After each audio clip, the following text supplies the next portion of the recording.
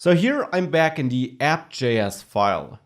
In the render method, which you learned is used when creating a component by extending the component object, there we output 3 persons.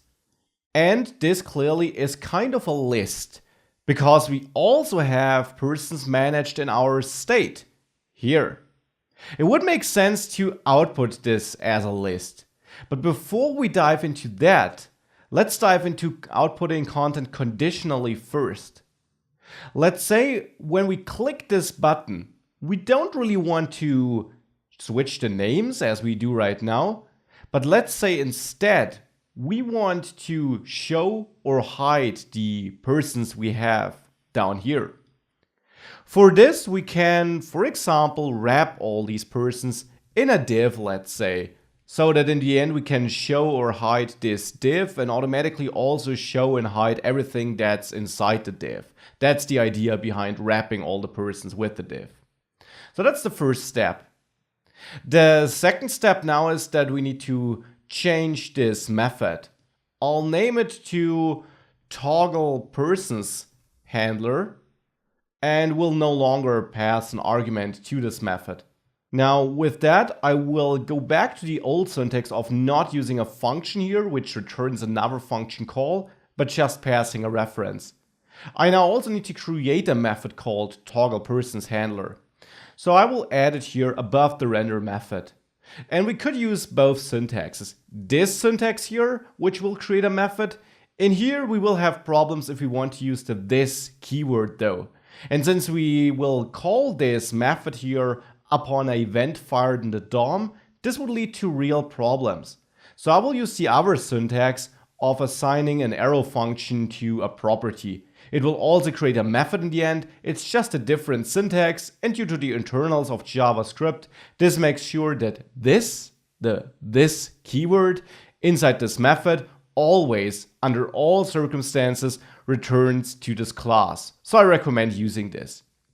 Now in there, I now want to toggle some property, which in the end decides whether we want to display this div with the persons inside of it or not. So first of all, I'll go to my state and add a property. I'll name it showPersons. The name, of course, is up to you. And I'll set it to false initially. Now, if it is false, I don't want to show the persons. And how can we now render this dynamically? Well, we can go to the div, and in other frameworks like in Angular or in Vue.js, you would now place a directive on this div. For example, in Vue.js, if you know that, we would have vif. Now, React works different. Here, always keep in mind, we are working with JavaScript only. It might look like HTML here, but it is JSX. It is just syntactical sugar for React create element. So in the end, here, we have JavaScript code. Hence, we can work with it as we can work with JavaScript code. If we want to render this dynamically, we can enclose it in single quotation marks, the whole div wrapping the persons, not the outer div, the inner div. And now, between the quotation marks you learned, you can write JavaScript expressions. That's not only true for 2+2 or for reaching out to the state, you can also render content conditionally by adding a ternary expression. What you can't do here is add an if statement. If something, then something. That looks like it would be the right solution to simply then move the div inside of the if block here, but this doesn't work. You actually can only use simple statements, no block statements, as part of this dynamic syntax. So between the opening and closing single curly brace. So using an if block like this will not work. But we can use a ternary expression. We can simply check if this state showPersons. Keep in mind, this is a Boolean. We assign false initially. So this will give us true or false. And now a ternary expression, which is a default JavaScript construct, checks this condition by adding a question mark. And then we decide what to do if this is true. Well, if it is true, we want to output this div, right? So right now, the part after the question mark, so this div, gets executed if this is true. We also need to define an else case by adding a colon, and then what we want to do if it's not true. This is null, which simply means render nothing. This might be looking super confusing the first time you use it. I am aware of this. So what we in the end do here is we simply take advantage of the fact that all we write here is in the end JavaScript. And we can interject JavaScript expressions into JSX with single curly braces. You learned that. This means we can of course access any JavaScript property and use it in a ternary expression. Again, this is a default JavaScript construct. A ternary expression is created by having some condition. This doesn't have to be a property. It could also be a check where we see if that is true. But since this is a boolean, it is automatically true or false, but this would be valid too. Then we have a question mark to separate our check from the what to do if true case. And this is this part here.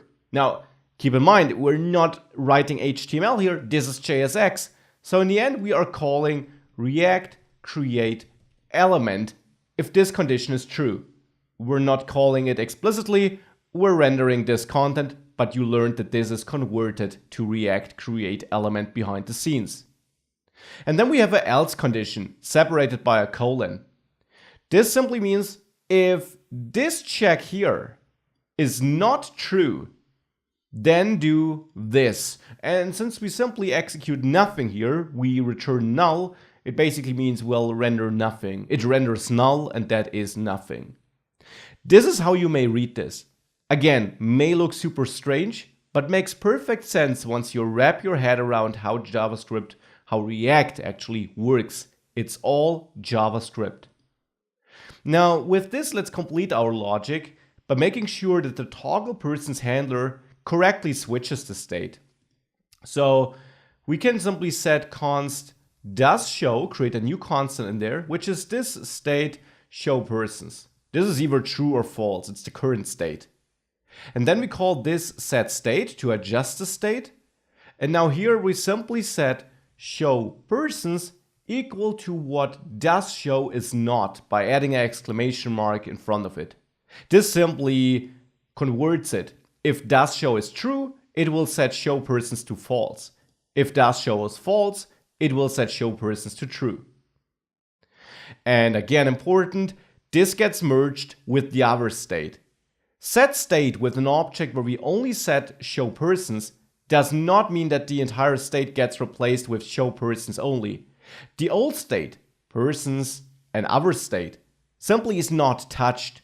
React merges the updated show persons value for us into this state. This is what's happening here.